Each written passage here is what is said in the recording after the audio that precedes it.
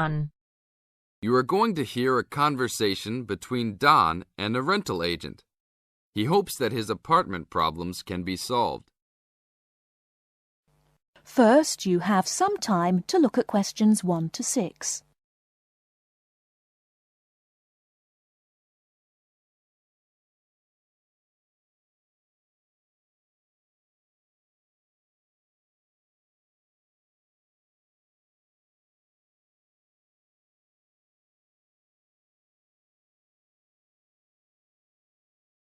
We shall begin. You should answer the questions as you listen, because you will not hear the recording a second time. Listen carefully and answer questions 1 to 6. Good morning. I am a rental agency. How can I help? Oh, hello. I'm ringing about some problems I'm having with my apartment. Yes, of course. If I can just get a few details first. What's your name? Don Chester. How do you spell that? Chester. Okay. And the address?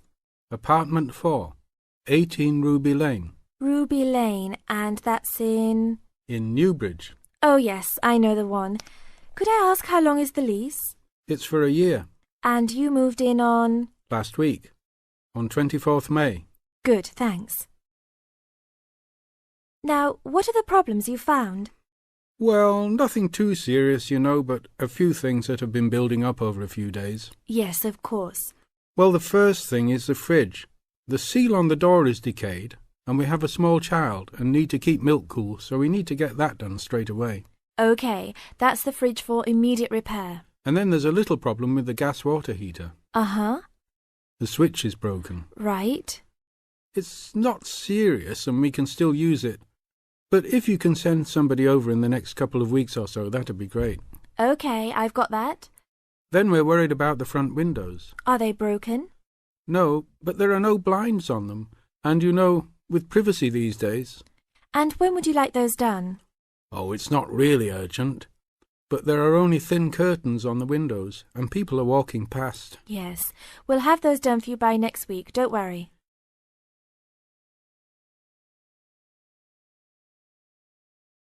Before you hear the rest of the conversation, you have some time to look at questions 7 to 10.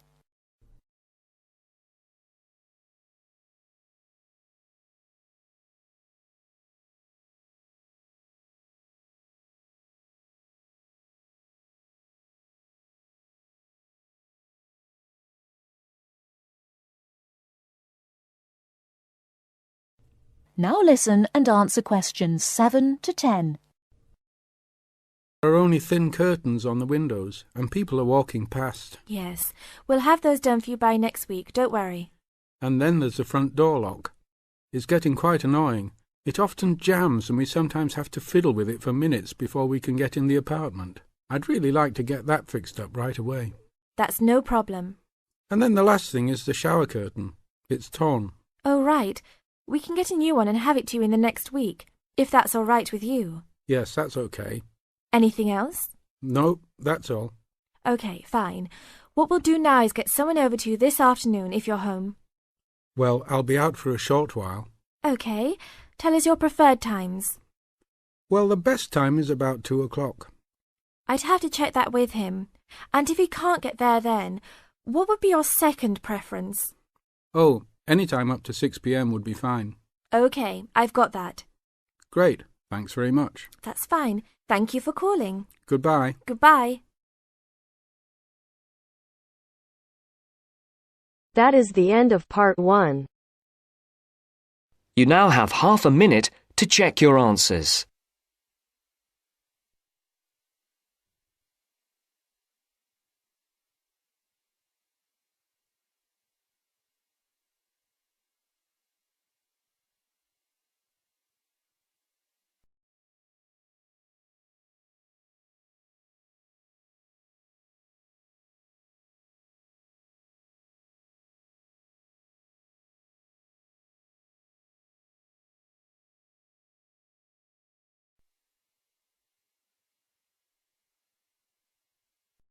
Now turns to part 2. Part 2. You will hear a speech given by the head of a company to some new employees. You have 30 seconds to look at questions 11 to 16.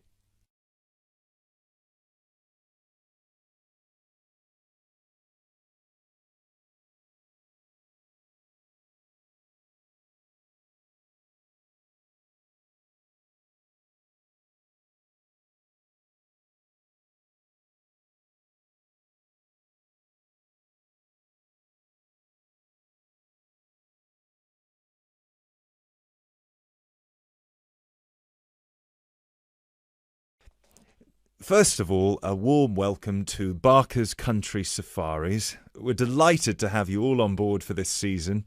I know you've all been told a bit about the company when you had your job interview, but I thought it would be worth telling you a bit more about ourselves. Barker's was set up 10 years ago by myself, John, and my then girlfriend and now wife, Nancy. We started it initially just as a hobby. We felt that there was a good opportunity to share our love of the countryside in this part of the world with the many visitors who come here. As you know, most people come for the beaches in the summer, but there is so much more to the region, and this is what we wanted to exploit. Nancy and I were born near here, and as teenagers we went climbing, kayaking, whitewater rafting, potholing, and just straightforward walking. This district is in our blood, and we love it. While we were still at university, we started taking small groups of visitors out into the national park in Nancy's brother's old Land Rover. We'd drive them around the back lanes and into the forest. We'd also organise rock climbing tours for friends of friends.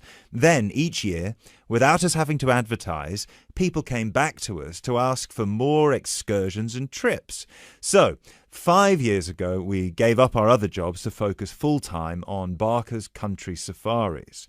Now, 2 years after that, we set up the activity tour part of the business, and 1 year ago, we expanded into organising activities for school groups during term time. Obviously, this was a massive challenge with all the health and safety requirements, but it's proving a great success.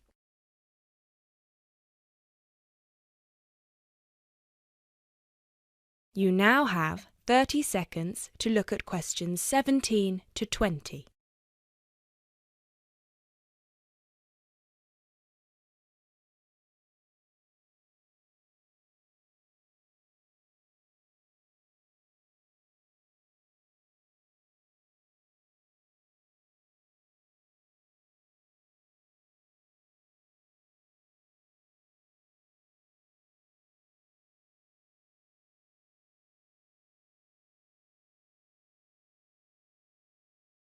Anyway, we'll certainly not be dealing with school parties during the summer holidays. Our clients for the next 3 months are mostly family parties or groups of friends, and I'd like to talk a bit now about the tours we offer and what your responsibilities will be. Our most popular excursion is the Woodland Tour and Trail. Now, often this is sold out and we have all of our 10 jeeps in convoy with 8 people in each jeep. It's a lot of fun. These tours really offer a taster of what we can provide. So as both driver and guide, it is important that you do a good job here so they come back for the bigger tours. I will talk about the commission package later. As the summer days are so long, we have 3 tours each day, but you will not be expected to work on more than 2 of them. Morning tours start at 8 a.m. and go to midday. Afternoon tours are from 2 p.m. to 6 p.m. and then evening ones 7 p.m. to 11 p.m. All the tours follow the same route, and you should have made yourselves familiar with all the key information. This was provided to you in the information pack you were sent when you accepted the job offer. This is important, so if you haven't had time yet, please do so now. Our second most popular tour is the Family Exclusive. Now, this tour is for the whole day and for only 1 group. Usually it is just 1 jeep, but sometimes there are 2 if the party is large. These tours go from 10 a.m. till 5 p.m. and include lunch at the Brown Bear in Lower Middleton. We have a number of different routes for these tours as we don't want our premium clients being made to feel that they are part of a large package deal. You'll be told which route to take with your weekly schedule. Now, I'd like to move on to these specialty tour packages. These are the ones that we're keen to book people on once they've done the woodland tour and trail trip.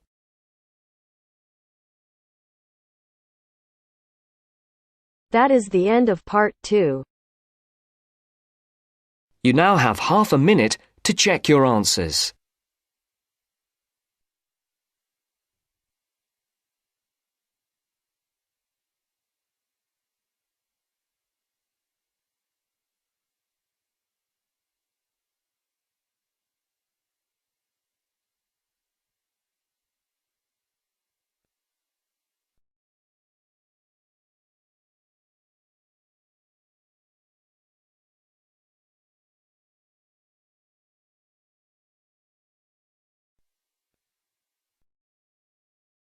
Now turns to part 3.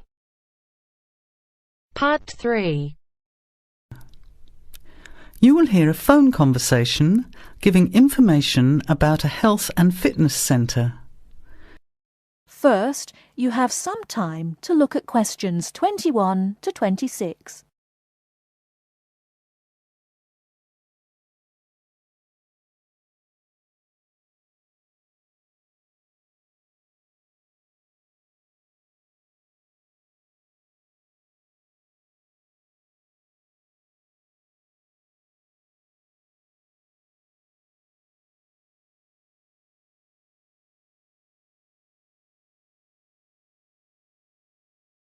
Now listen carefully and answer questions 21 to 26.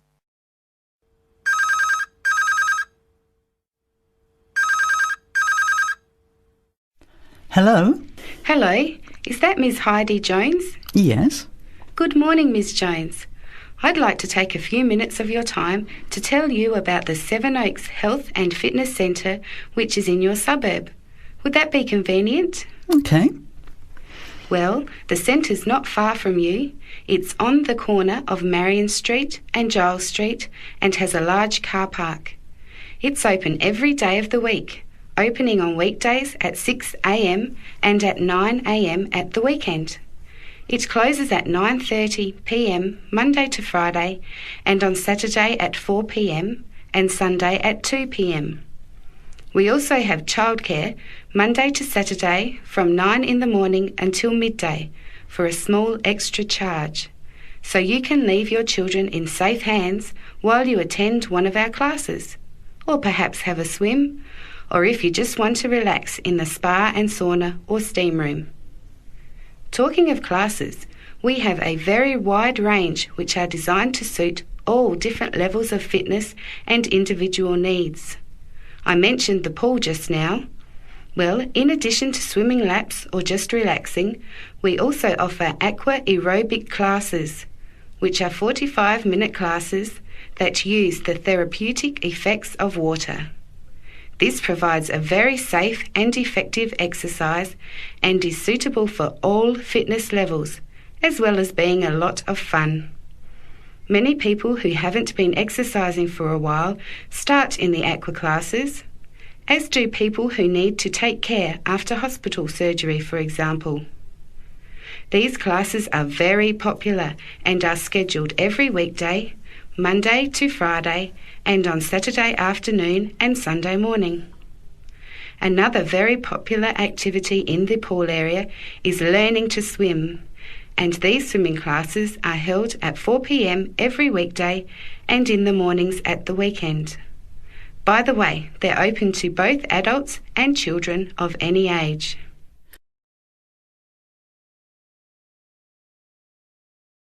Before you hear the rest of the talk, you have some time to look at questions 27 to 30.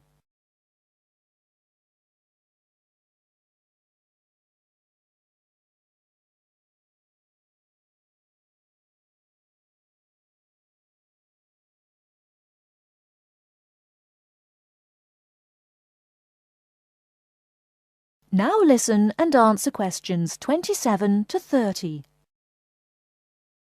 Now, it would take too much of your time to tell you in detail about all our programs, as we have a very wide range of activities at different times.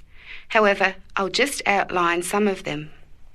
Our super circuit classes are extremely popular, and you get a good aerobic workout while toning your muscles. They're easy to learn, as you combine using hydraulic equipment with exercises guaranteed to give you a good cardio workout. The teachers are very good and there's a fun atmosphere. And the classes are very effective in assisting weight loss, relieving stress, lowering blood pressure and generally increasing fitness. Oh, and I haven't mentioned our range of aerobic and step classes of different types which suit all levels. Our specially designed aerobics room holds over 55 people, and our highly qualified and trained staff can advise you as to which class might suit you. We are inviting you to a free 1-week trial period when you can come and try any of the classes or activities before you make the decision to join. By the way, there is also a large and very well-equipped gym, where we offer free fitness assessments, and you can have an individual program designed just for you. Also, the cardiovascular room has the latest range of machines which help you burn fat, increase your fitness, or just warm up. They're very popular, as you can forget all about the calorie burning by watching your favourite music videos on TV while you exercise. Right now, we have a very special new member joining fee offer, which allows 2 memberships for the price of 1, a real bargain. So if you can, bring along a friend who'd like to get fit as well in time for summer. Come along and try us out. You can meet the staff. Try out some of the classes for a week, absolutely free. And then, if you like us, sign up for only $110 each for 6 months. Thanks for taking the time to learn about the centre, and I hope we'll see you there soon, Heidi. I'll put one of our brochures in the mail for you right now. Bye for now.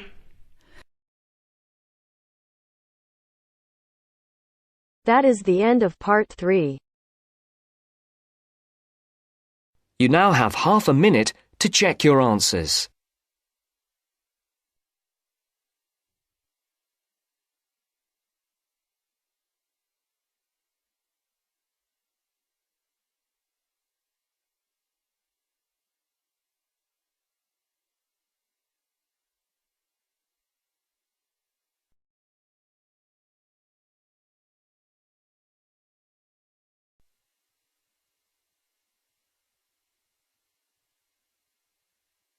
Now turns to part 4. Part 4. You will hear a biology lecture about tuberlaria. First, you have some time to look at questions 31 to 40.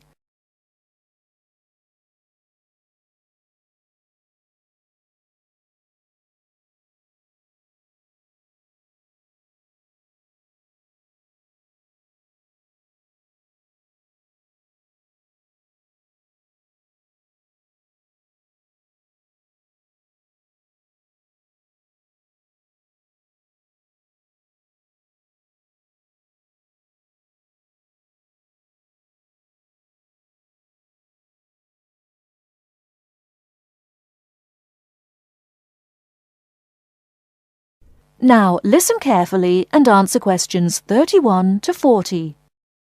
Hello everyone. I'm glad so many people have shown up here today to hear about these fascinating little creatures called the tuberlaria.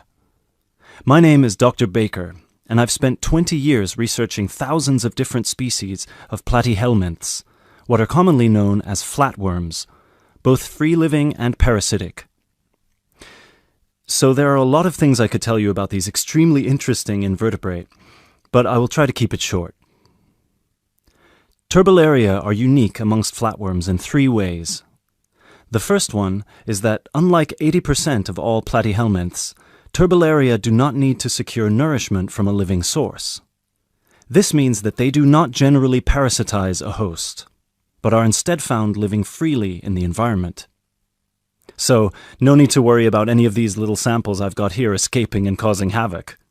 The second way in which they're different is that they are, well, they're incredibly simple. And by simple, I don't mean in terms of structure, as their structure is indeed quite complex, and I'll get to that later. By simple, I mean that they're not the brightest bulbs in the box. Flatworms in general are not known for their cognitive abilities, especially when compared with other invertebrates such as cuttlefish or octopuses or even insects. But amongst flatworms, Turbellaria are by far the most primitive of the bunch. Finally, and this is a direct result of the first thing I mentioned, Turbellaria tend to have a much more complicated sensory system in their head region.